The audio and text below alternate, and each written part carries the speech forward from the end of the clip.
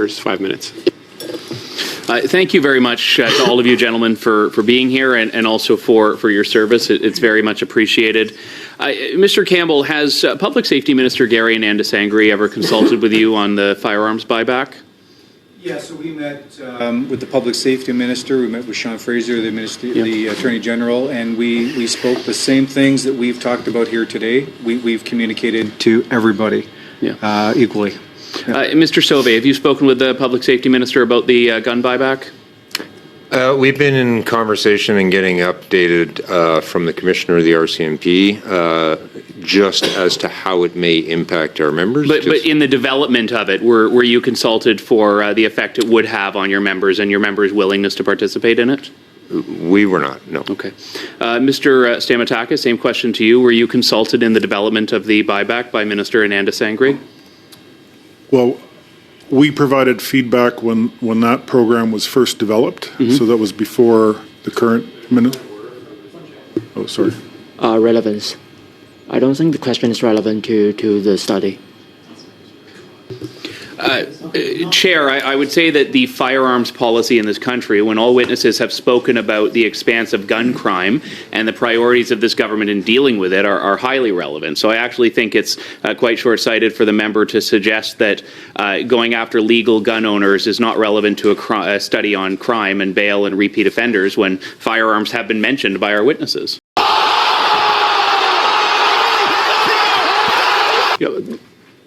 It's a stretch, but keep it a little tighter, Mr. Lawton. I understand where you're going, but just afford the witnesses the opportunity to answer to it. And I will.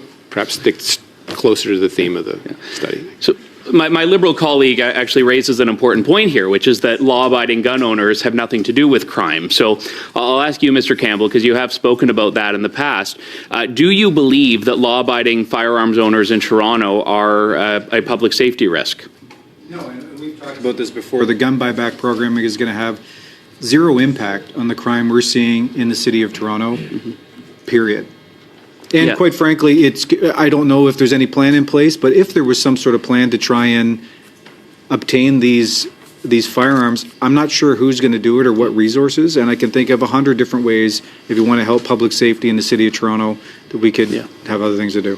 And Mr. Stamatakis, I'll ask the question to you as well, because we have heard repeatedly when we've been speaking to police officers and police chiefs that they do not have the resources to keep up with existing criminality on the street. Police lack the resources to check on bail conditions. And I'm wondering if you can speak to that first and foremost. How are police forces with scarce resources dealing with the amount of time it takes to just check up on people on bail?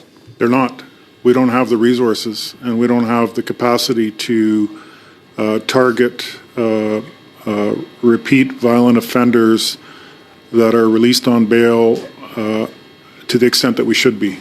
So you have to prioritize. You prioritize based on how prolific the violent offender is and what resources you have available. And so back to the buyback program, I agree with my colleague. You know, there's a lot of resource challenges, and there are things that we could be using those funds for that would be more effective than a buyback program that, to be blunt about it, police services in Canada don't have the capacity to try and manage. Mr. Sauvé, do RCMP members want anything to do with having to go around and collect firearms from law-abiding gun owners? I haven't spoken to RCMP members about collecting firearms. You know, we are on record back when C-21 was tabled that, you know, the appropriate use of resources to have an impact on crime in Canada is to target illegal firearms trafficking coming up from the States. And if any government were to take any resources and put them into greater border enforcement, guns and gangs units with municipal or provincial police services, you would see a market impact on gun crime in Canada.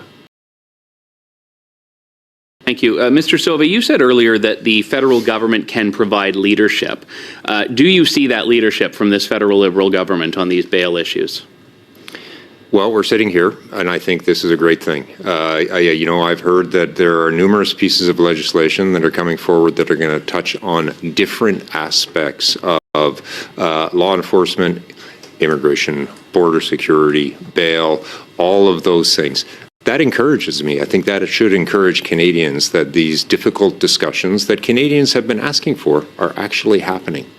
I'll ask a question to you, Mr. Campbell. There was a situation in St. Thomas, Ontario, where a homeless man, a repeat offender, was released on bail with a curfew. He had a condition that he had to be in his home at 10 p.m. Is that something that's happened in Toronto, an unenforceable bail condition? And I'll agree with Tom that there is not the capacity to take a look at these people out on bail and actually try to enforce it. I know the province of Ontario is a recommendation here to look at. It's an app. There's a lot of young police officers. It's essentially like MLS. If you're looking for real estate, but for bad guys out on bail, it's something that's in the province of Ontario. Talking about information sharing, that is something that could be implemented Canada-wide that could help us if we had the capacity to actually track these bad guys. Thank you very much. So the Liberal Bill C-75, which enshrined in the criminal code the so-called principle of restraint, that offenders have to be released at the earliest opportunity under the least onerous conditions. That went into effect a little over 6 years ago. That bill was passed. How soon after that, Mr. Stamatakis, did you start to see the effects of increased bail on less onerous conditions? Yeah, I don't know if I can. I mean, this was an issue already, and I think the effects arguably were felt immediately, almost immediately, because for all the reasons that we've described, and I don't want to repeat them, but we do, what I would say is we need almost like a bifurcated system where I actually don't have an issue with the principle of restraint or the concept in C-75 when it comes to, a first-time offender with no history. But what we need to do is we need to find a way to treat the violent repeat offender differently.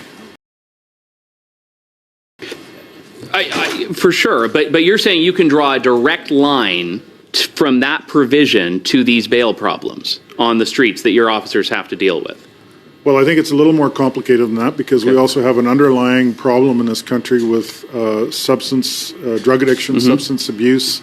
We have a huge problem in this country with a lack of support for people suffering from mental health issues. But in my view, anecdotally, based on feedback from members, experiences that I've had in my own community where I live, there's a correlation. I'll ask you, Mr. Campbell, on that drug question. When your officers encounter someone who's using drugs in public, you're laying a charge. What are federal prosecutors doing with those charges on simple possession? Who's laying a charge for simple possession? So let me ask you, what do your officers do in a case like that, and why? Most of the time, they're not doing anything. They move on to something Sorry, else. your mic was off. I'll ask the question again and get you to repeat it. So when your officers come across open drug use in public, what are they doing and why? Yeah, a lot of the times, my mic's on now, a lot of the times they're just seizing it for distraction. They may not go down the road of actually laying a charge. If it was, you'd see it withdrawn.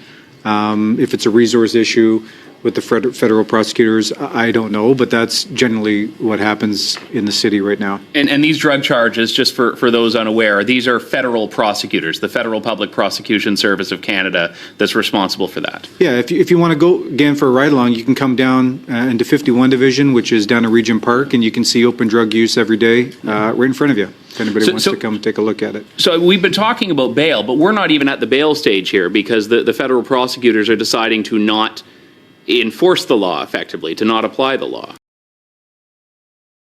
I wouldn't want to guess on that. I can definitely get back to you with more information. I'm not sure if any of my friends would have more information on that. I can say that was the case when I started my career over 20 years ago.